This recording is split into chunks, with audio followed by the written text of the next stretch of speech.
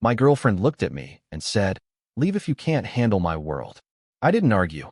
I simply replied, "Okay." While she slept, I froze all our shared cards and quietly caught the 5 a.m. flight home. The moment I landed, my phone started ringing nonstop. "I'm Jake, 28M. My girlfriend, well, I guess ex now, is Alina, 27F. We'd been together for almost 2 years, living together for one, and had just landed in her hometown for a long weekend. She called it a work social crossover. I called it exhausting.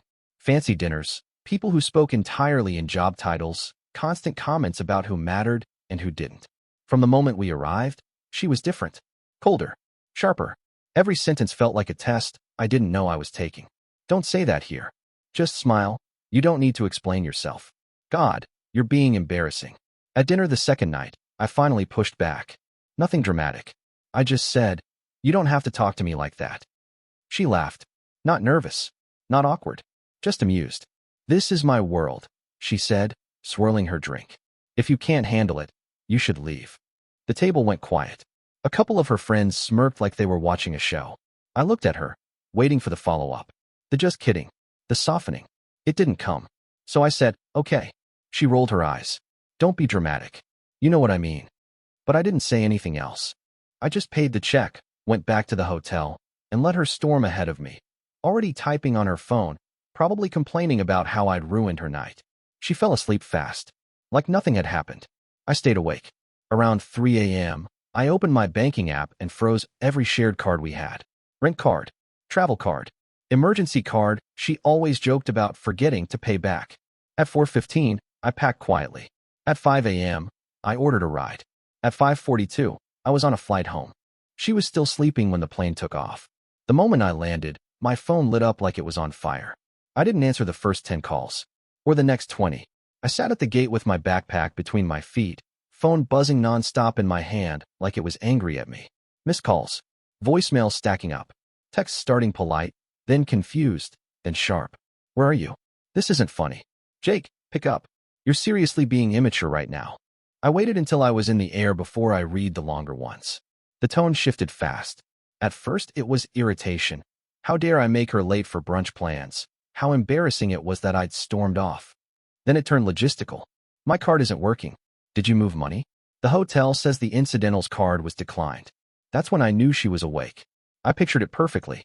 Alina in that white hotel robe, hair messy but still somehow styled, standing at the front desk with that tight smile she used when things weren't going her way. Laughing it off, making a joke, expecting the problem to bend. It didn't.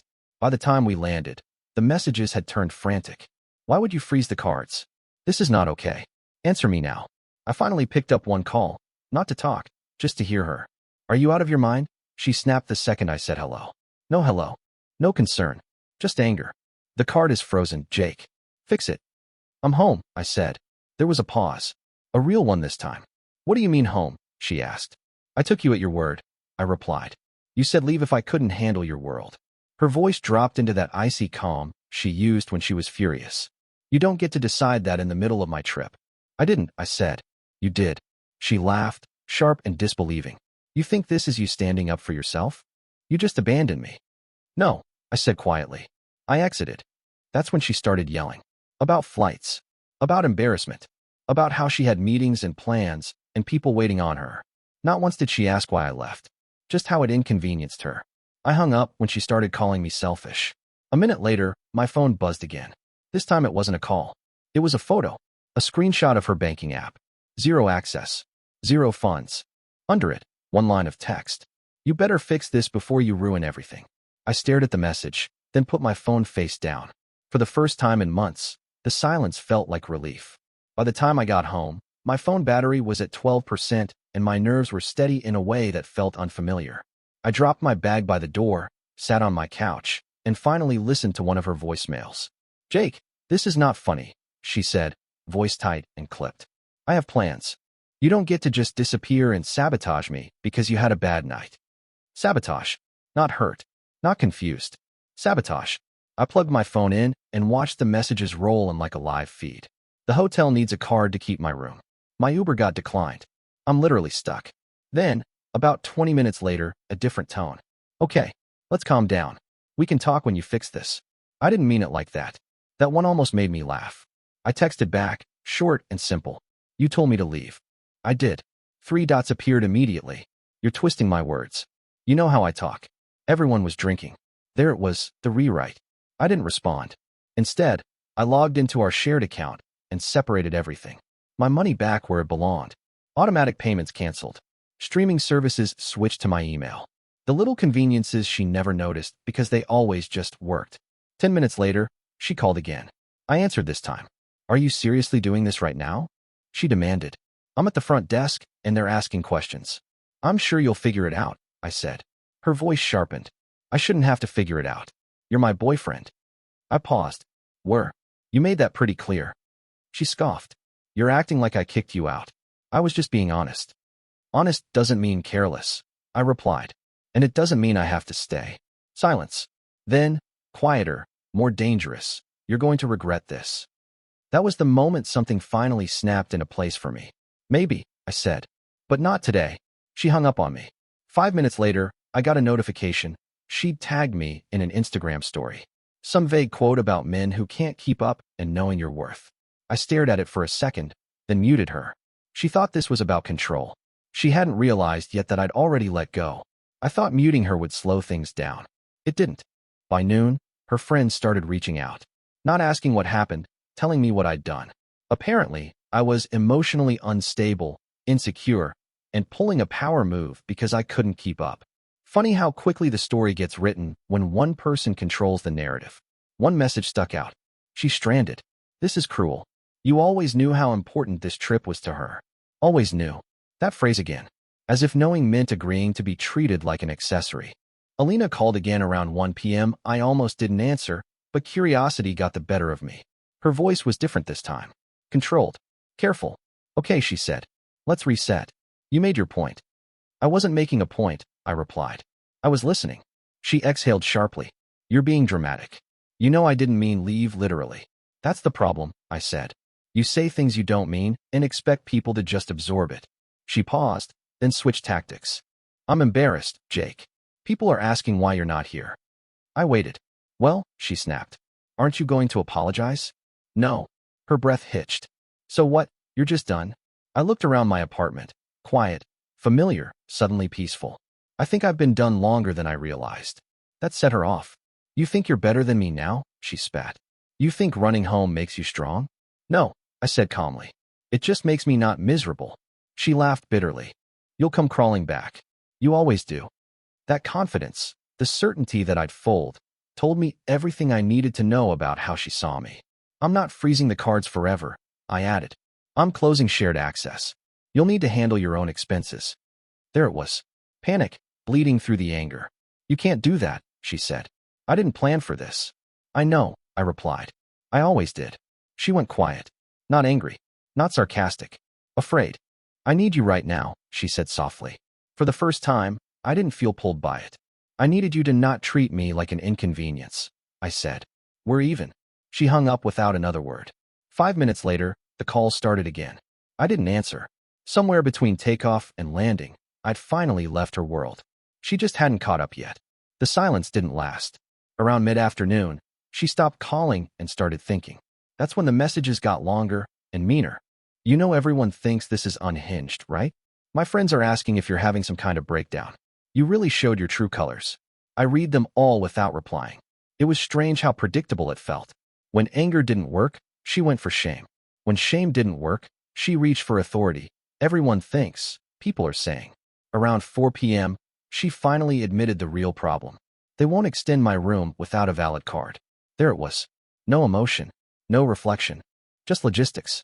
I typed, then deleted, then finally sent one sentence. You'll need to put it on your own card. The reply came instantly. I don't have one with that limit. I could practically hear her pacing the hotel hallway, phone pressed to her ear, smile cracking as the staff waited politely for an answer she didn't have. Jake, be reasonable, she wrote next. This is humiliating. That word again. Humiliating. Not hurting. Not confusing. Just humiliating, because it was happening in front of other people. I sat back on my couch and realized something quietly important. She didn't miss me. She missed what I handled.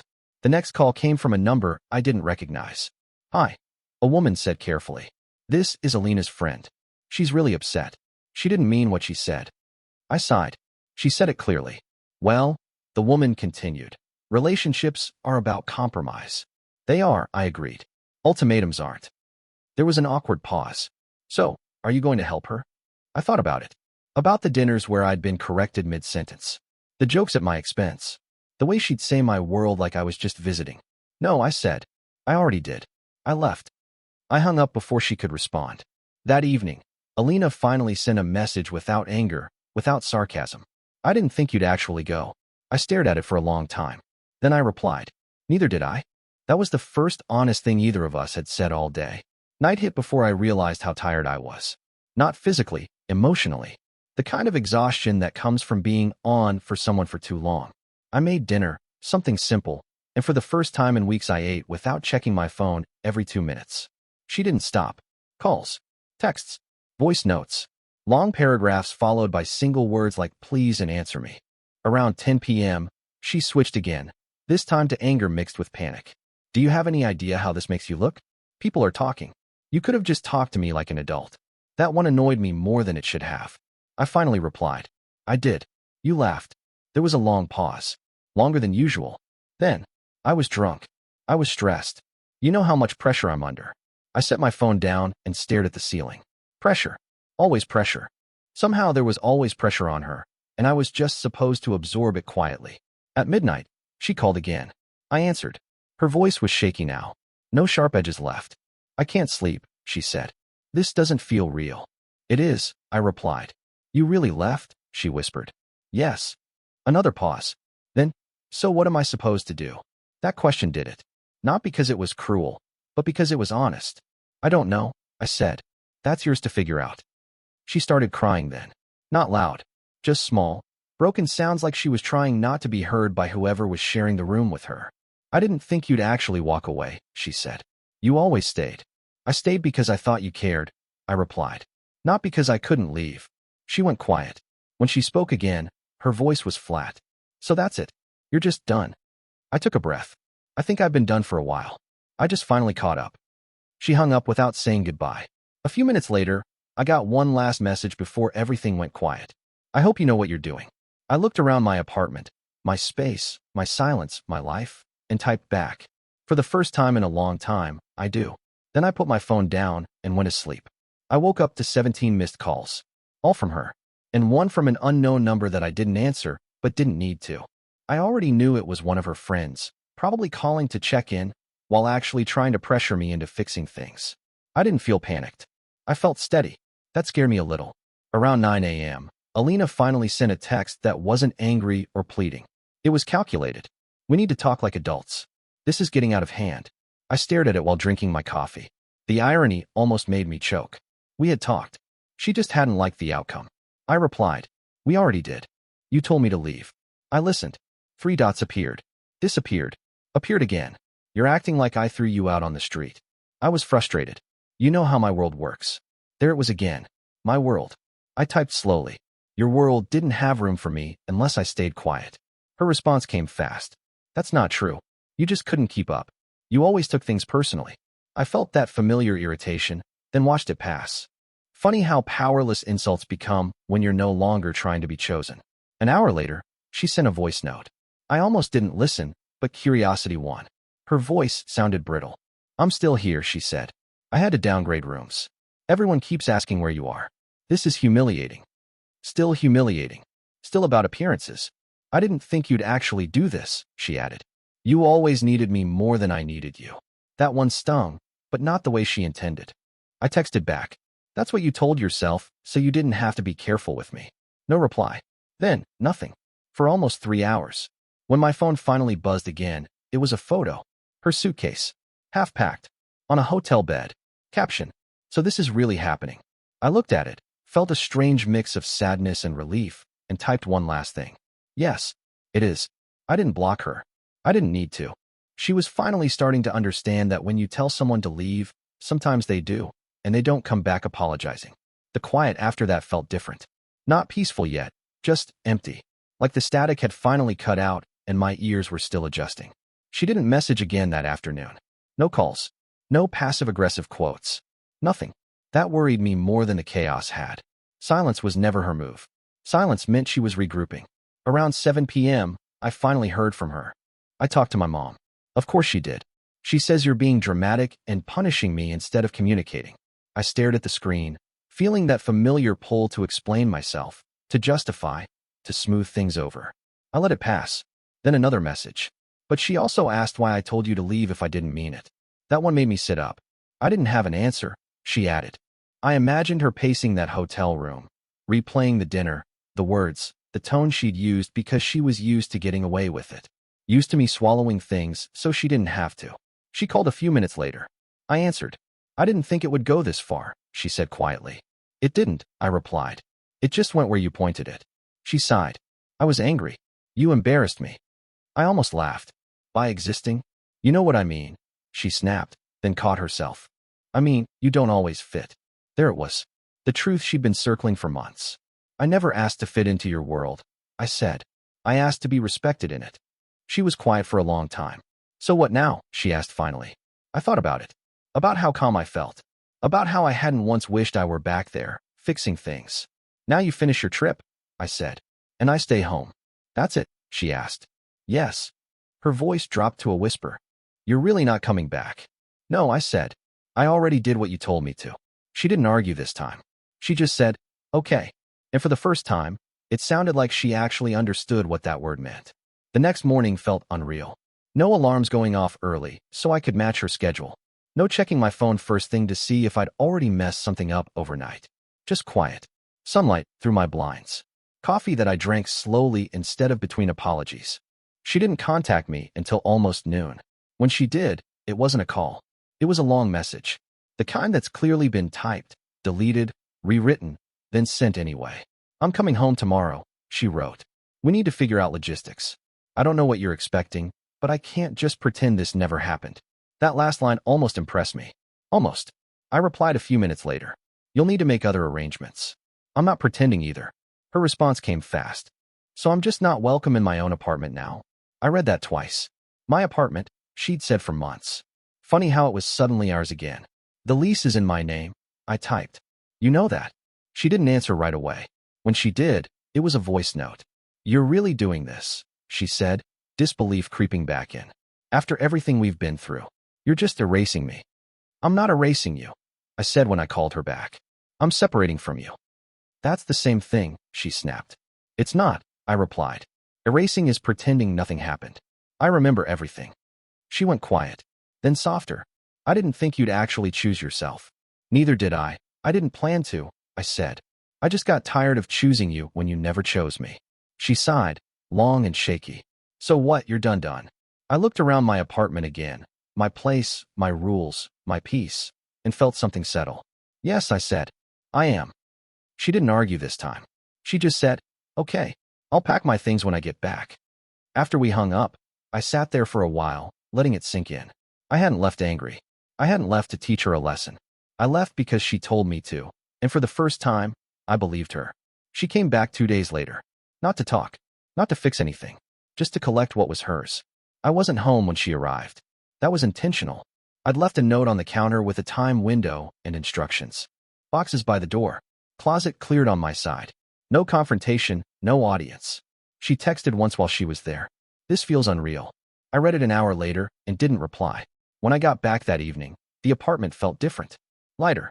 Her things were gone. Shoes, makeup, the framed photos from trips she'd always said were for the aesthetic.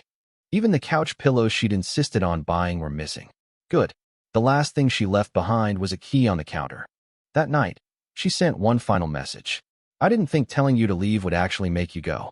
I thought you'd fight. I stared at the screen for a long time before typing. I fought by staying for a year longer than I should have. 3 dots appeared, disappeared, appeared again, then nothing. No more calls. No more stories. No more friends reaching out on her behalf. The noise finally stopped. A week later, someone asked me if I regretted it. If I wished I'd handled it more gently. Here's the truth. I didn't leave to hurt her. I left because the moment someone tells you to leave, they're telling you exactly how much space you have in their life. She thought her world was something I was lucky to be allowed into. Turns out, I was the one holding the door open the whole time. When I finally stepped out, it didn't collapse. It just kept going, without her voice in my head telling me I didn't belong. And for the first time since I met her, I didn't feel like I was visiting someone else's life. I was back in my own.